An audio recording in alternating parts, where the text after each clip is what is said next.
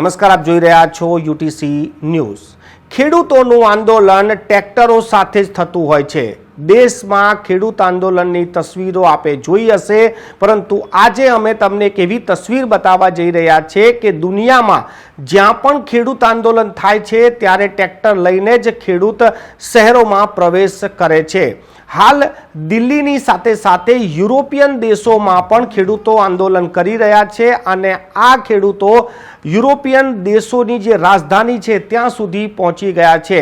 આ જે દ્રશ્ય આપ જોઈ રહ્યા છો તે રોમના છે। ઇટાલીના રાજધાની રોમમાં ખેડૂતો મોટી સંખ્યામાં ટ્રેક્ટર લઈને પહોંચી ગયા છે। યુરોપિયન દેશોમાં ઘણી જગ્યાઓ પર ખેડૂતો જેમ ભારતમાં ખેડૂતો અલગ અલગ પોતાની માંગોને લઈને આંદોલન કરી રહ્યા છે, એવી જ સિમિલર માંગ એટલે કે એવી સમાનતાવાળી માંગો યુરોપિયન દેશોના ખેડૂતો પણ હાલ કરી રહ્યા છે। ભારતમાં જે રીતે ખેડૂતો આંદોલન કરી રહ્યા છે એવો જ પ્રકારે યુરોપિયન દેશોમાં પણ ત્યાંના ખેડૂતો આ જ ઢંગથી ત્યાં પણ આંદોલન ચાલી રહ્યું છે। આ તસવીર આપ જુઓ કે આ તસવીર રોમની છે।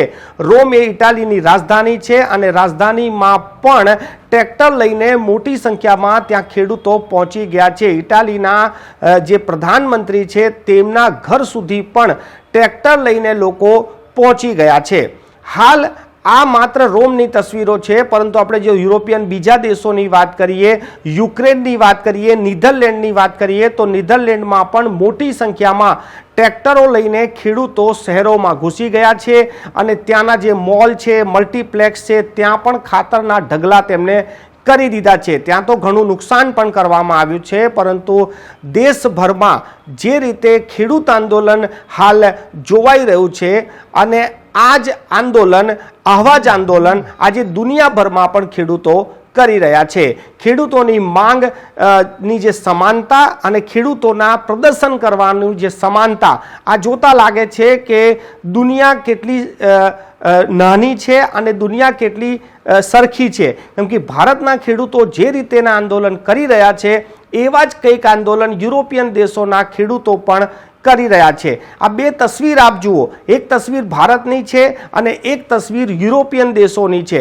ભારતમાં પણ ખેડૂતો ટ્રેક્ટર લઈને રાજધાનીઓમાં ઘૂસવાનો પ્રયાસ કરી રહ્યા છે, ત્યારે બીજી બાજુ યુરોપિયન દેશોના જે ખેડૂતો છે તે પણ ટ્રેક્ટર લઈને રાજધાનીઓમાં પ્રવેશી ગયા છે અને અહીંયા જે રીતે ટ્રેક્ટરોની કતારો લાગી છે એવી જ કતારો યુરોપિયન દેશોમાં, નીધરલેન્ડ હોય કે પછી યુક્રેન હોય કે પછી ઇટાલીનું રોમ હોય, ત્યાં પણ આવી જ રીતે ખેડૂતો હાલ પ્રદર્શન કરી રહ્યા છે।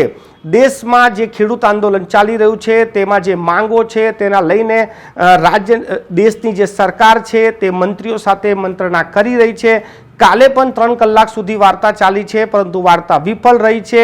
હાલ તો ખેડૂતોને દિલ્હીમાં આવવા પહેલાં જ શંભુ બોર્ડર પર રોકી દેવામાં આવ્યો છે, પરંતુ આગામી સમયમાં સરકાર કઈ રીતે વાતો કરે છે અને કઈ રીતે આ સમાધાનનું નિરાકરણ લાવે છે તે જોવાનું રહેશે। પરંતુ આજની આ તસવીર છે કે યુરોપિયન દેશોમાં પણ આવું જ આંદોલન અને ભારતમાં પણ આવું જ આંદોલન। ભારતમાં ખેડૂતોને રોકી દેવામાં આવ્યા છે અને યુરોપિયન દેશોમાં રાજધાનીમાં ખેડૂતો પહોંચી ગયા છે।